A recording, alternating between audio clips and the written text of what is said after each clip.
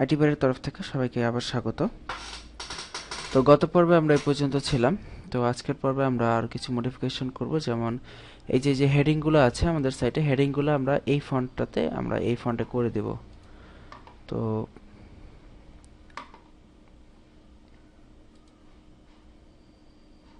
হেডিংগুলো এই ফন্টে যদি আমরা করতে চাই, তাহলে এখানে আমরা যেটা নিয়েছিলাম কন্টেন্ট র্যাপার, কন্টেন্ট র্যাপারের আন্ডারে যত H2 থাকবে সমস্ত H2 কে আমরা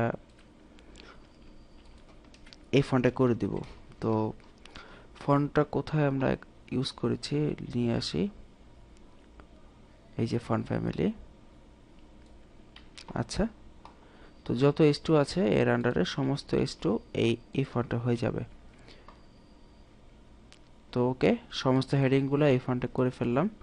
তো সাইড বারের হেডিংগুলো আমরা এটা রাখছি। তো প্যারাগ্রাফের হেডিং মানে কন্টেন্টের যে হেডিং, এটা যদি আমরা অন্য কোনো ফন্ট আমরা ইউজ করতে চাই, তাহলে তাহলে কিন্তু আমরা সেটাও ইউজ করতে পারবো।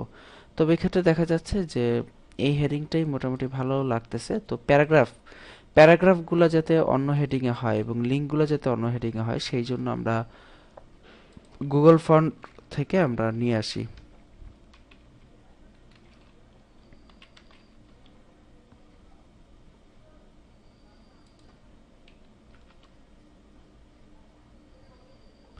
গুগল ফন্ট থেকে আমরা আমাদের প্যারাগ্রাফ এবং এই বাম পাশে যে লিঙ্ক আছে এগুলোর জন্য আমরা কিছু ফন্ট খুঁজে নিয়ে আসি গুগল থেকে।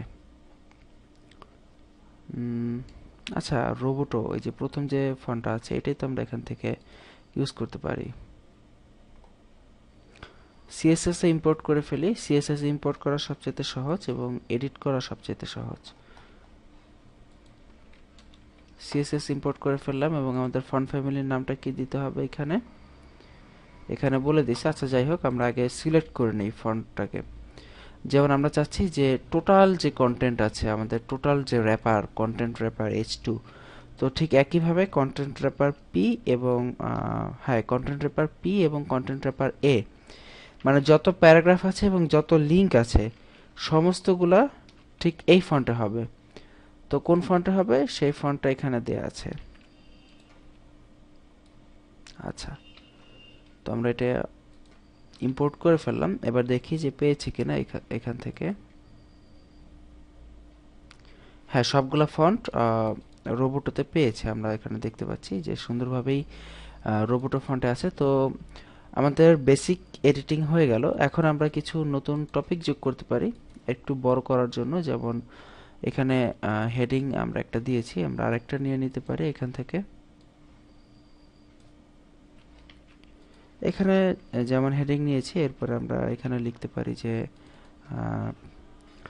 এখানে সেকেন্ড টপিক, এটা আমাদের সেকেন্ড টপিক হতে পারে। এবং এখানে আমরা টপিকের জায়গায় একটু বড় করে টপিক এলিমেন্ট এই কথাটা লিখে দিতে পারি।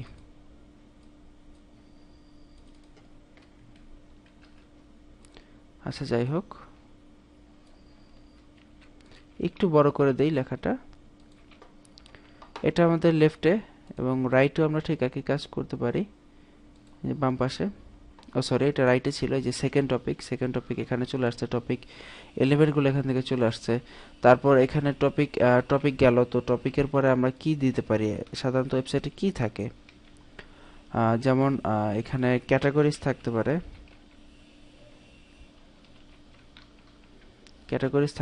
ক্যাটাগরিজ বানাম ভুল হয়েছে, যাই হোক।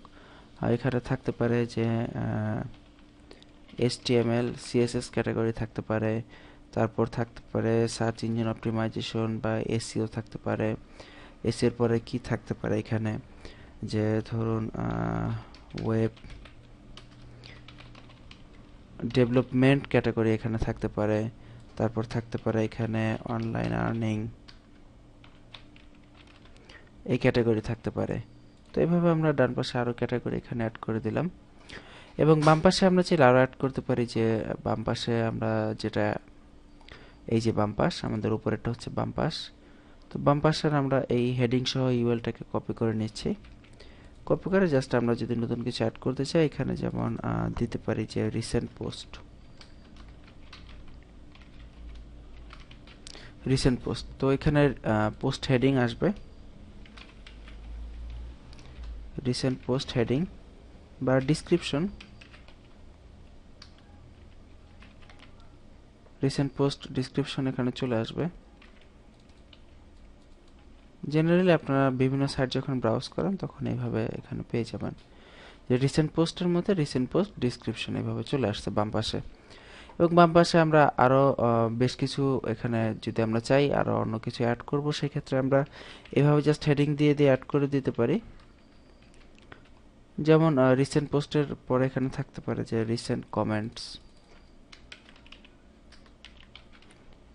আসলে খুবই ইজি, আসলে কাজগুলা ততটা জটিল না। আসলে যতটা জটিল আপনারা কোড দেখলেই অনেকে আছে যে মনে করে কোডিং জিনিসটাই অনেক জটিল মনে করে, কিন্তু আসলে কিন্তু ব্যাপারটা এমন না।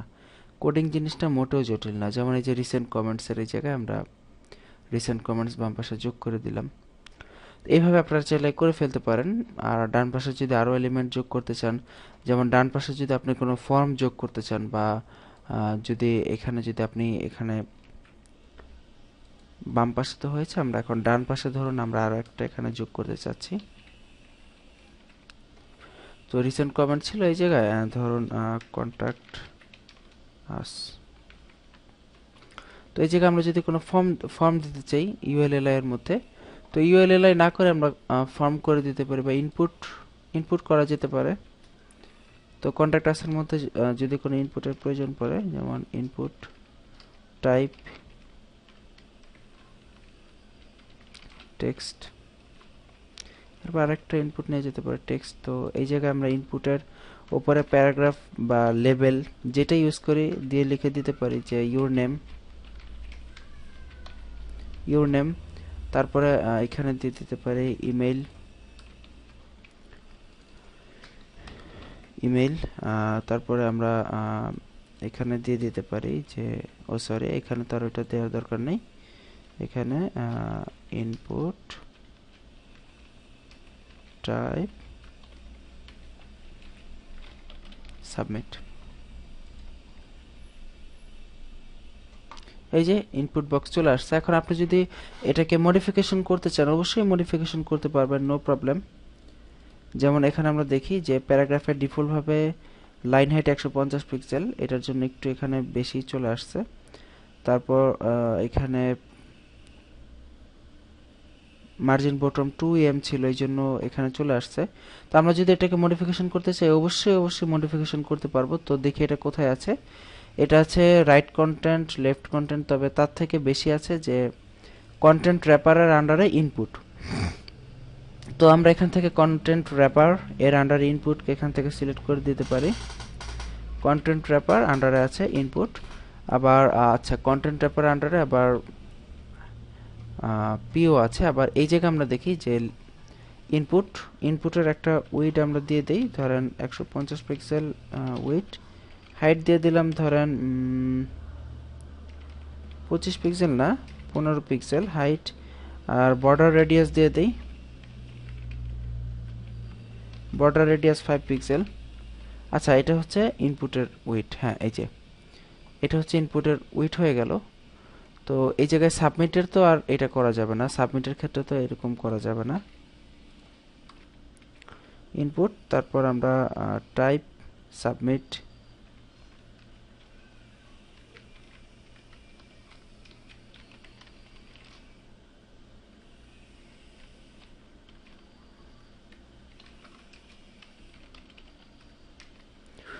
Weed 25 pixel. আসলে টাইপ সাবমিট করা হয়েছে কিনা আমি জানি না, যদিও আমি এই ব্যাপারে খুব দুর্বল, কারণ আমি ফর্ম তৈরিতে একটু দুর্বল। যাই হোক ওটা কোনো ব্যাপার না, আসলে আপনি যখন প্রফেশনাল লেভেলে কোনো কাজ করবেন তখন এমনিতেই হয়ে যাবে। 75 পিক্সেল এবং হাইট 25 পিক্সেল, একটু বড় করে দিচ্ছি বাটনটাকে। হ্যাঁ আমরা ব্যাকগ্রাউন্ডের কালারও দিয়ে দিতে পারি, টেক্সটের কালার সাদা করে দিতে পারি।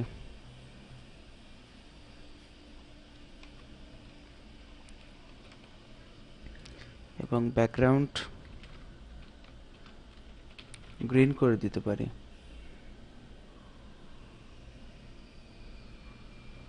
হ্যাঁ, এটা নেওয়া যেতে পারে। ও না, সরি, ফাইন, এটা কপি করে নেই। ইনপুটের জন্য 68 নাম্বার লাইন, 68 নাম্বার লাইনে আমরা এটা দিয়ে দিচ্ছি। আসলে আমরা কিন্তু নতুন কোনো কোডিং শেখাচ্ছি না আপনাকে, জাস্ট ফরম্যাটিং। এই ফরম্যাটিংগুলো আপনারা ভালোভাবে দেখেন, দয়া করে কেউ বিরক্ত হবেন না, ঠিক আছে? কারণ এই ফরম্যাটিংগুলো আপনাদের প্রচুর প্রচুর কাজে লাগবে।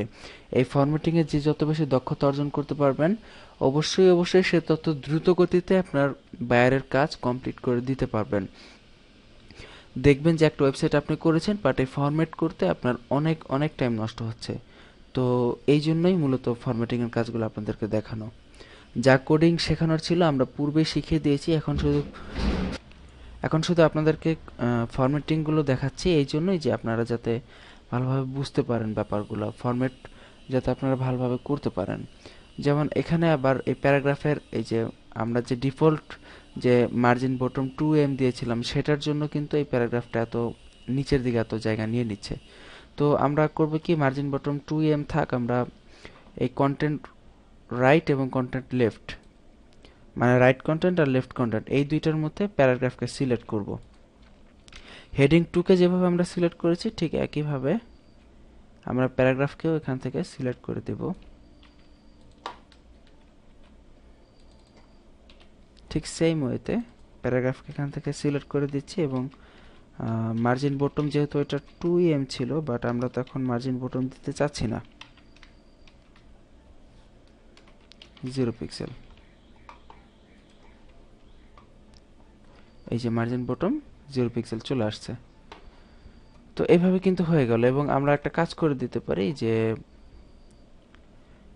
প্যারাগ্রাফগুলো মার্জিন বটম যেহেতু 0 পিক্সেল, এটা বাম পাশ থেকে লেগে গেছে, আমরা এটাকে সরিয়ে দিতে পারি যে মার্জিন লেফট 5 পিক্সেল করে দিতে পারি। আর এই ইনপুট যেটা আছে এটাকে মার্জিন লেফট 5 পিক্সেল করে দেই এবং সাবমিট বাটনকেও আমাদের মার্জিন লেফট 5 পিক্সেল করতে হবে। এই যে সবকিছু চলে গেল এবং সাবমিট বাটনটা উপরের সাথে লেগে আছে, তো এটাকে মার্জিন টপ 5 পিক্সেল দিয়ে দেই। বাস, এই যে সুন্দর একটা সাবমিট বাটন আমরা ক্রিয়েট করে ফেললাম। এইভাবে আপনি আপনার ইচ্ছা মতো আপনার ওয়েবসাইটের জন্য যতগুলো খুশি আপনি ক্যাটাগরি তৈরি করতে পারেন এবং এইভাবে আপনি বিভিন্ন ফর্ম এখানে অ্যাড করে দিয়ে দিতে পারেন আপনার ভিজিটরদের সুবিধার্থে। যেমন এখানে একটা জিনিস খেয়াল করুন যে লেখাগুলো কিন্তু আমার কাছে কেমন জানি চাপা চাপা মনে হচ্ছে, যে উপরে নিচে লেগে গেছে। তো এই ক্ষেত্রে আপনি এই এলআই যেটা আছে এটাকে একটা কাজ করে দিতে পারেন, মার্জিন টপ দিয়ে দিতে পারেন 2 পিক্সেল। তাহলে দেখবেন যে সমস্ত এলআইগুলোর উপরে মার্জিন 2 পিক্সেল করে চলে আসছে। তো এতে করে দেখবেন এই যে চাপা চাপা যে ছিল সেটা কিন্তু এখন আর নাই, এখন একটু ফাঁকা ফাঁকা হয়ে গেছে। তো এটা লাইন নাম্বার 57, সিএসএস এর লাইন নাম্বার 57তে আপনি এই কাজটা করে দিতে পারেন। মার্জিন টপ 2 পিক্সেল আমরা করে দিলাম, বাস। এই যে এখন একটু সুন্দর হয়ে গেছে প্রত্যেকটা এলিমেন্টগুলো। তো এইভাবে আপনি আপনার ওয়েবসাইটকে সাজিয়ে ফেলতে পারেন। তো ওয়েবসাইট সাজানোর ব্যাপারে অনেক কিছু বললাম এবং বিশেষ করে সাইড বার আপনি কিভাবে এরকম করে ডিজাইন করবেন সে ব্যাপারে বললাম। ও আচ্ছা, আর এখানে নতুন একটা জিনিস কিন্তু আমরা শিখেছি, আগে শেখানো হয়েছে কিনা আমার খেয়াল নাই। এই যে এই ইনপুট টাইপ সাবমিটকে কিভাবে সিলেক্ট করে, দেখুন আমরা সাবমিটকে কিভাবে এখান থেকে সিলেক্ট করলাম। যে ইনপুট, দুইটাই ইনপুট, একটা হচ্ছে নর্মাল ইনপুট, একটা হচ্ছে আবার টাইপ আবার সাবমিট।